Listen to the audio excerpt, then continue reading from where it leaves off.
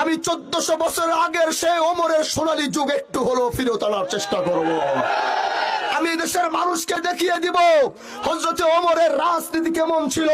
হযরতে ওমর দিনের বেলা শাসক ছিল, রাতের বেলা জনগণের খাদেম ছিল।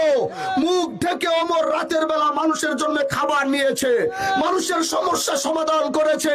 1400 বছরের আগের সেই সোনালী যুগ আমরা কি পেতে চাই না? রাস্তা করব, ঘাট করব, এই করব, সেই করব, এই মিথ্যা প্রতিশ্রুতি আমি দিতে চাই না। রাস্তা করব মানে আবার কি? সরকার টাকা দিবে, রাস্তা আমার করতেই হবে। আমি কি আমার বাপের টাকা দিয়ে রাস্তা করব নাকি? আমি কি আমার দাদার টাকা দিয়ে স্কুল করব? তাহলে রাস্তা করে দিব, ঘাট করে দিব মানে কি? এগুলো সরকার বরাদ্দ দিবে, আমাদের সেইগুলো করতে হবে, এটা হচ্ছে কথা। কিন্তু আমি একটি কথা বলেছি, আমি হযরতে ওমরের সেই সোনালী যুগটা একটু আপনাদেরকে দেখাতে চাই। এটা আমার জীবনের একটা শেষ তামান্না।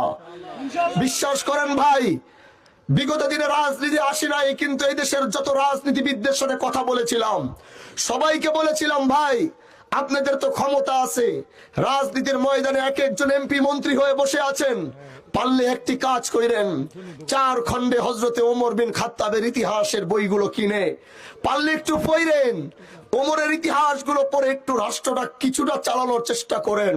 কিন্তু আজ পর্যন্ত দেখি নাই।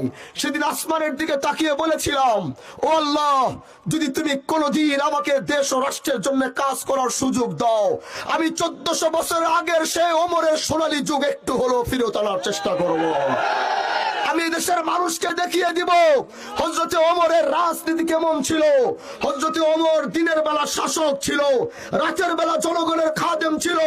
মুখ ঢেকে ওমর রাতের বেলা মানুষের জন্য খাবার নিয়েছে, মানুষের সমস্যা সমাধান করেছে। 1400 বছরের আগের সেই সোনালী যুগ আমরা কি পেতে চাই না?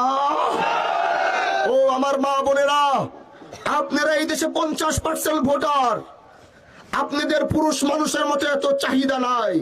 যে পুরুষ মানুষের একটা ভোট দিতে গেলে অনেক চাহিদা আছে, কিন্তু আমার মা বোনদের ভোট দিতে গেলে এত চাহিদা নাই। তারা শুধু এতটুকু চায় যে আমার ছেলেটা নিরাপদ থাকুক, আমার ছেলেটা মাদক মুক্ত থাকুক। এটাই মা বোনদের চাওয়া। মা বোনরা একটু নিরাপত্তা চায়, তারা তাদের অধিকার নিয়ে কথা বলতে চায়, তারা তাদের সন্তানটাকে সঠিক রাস্তায় দেখতে চায়।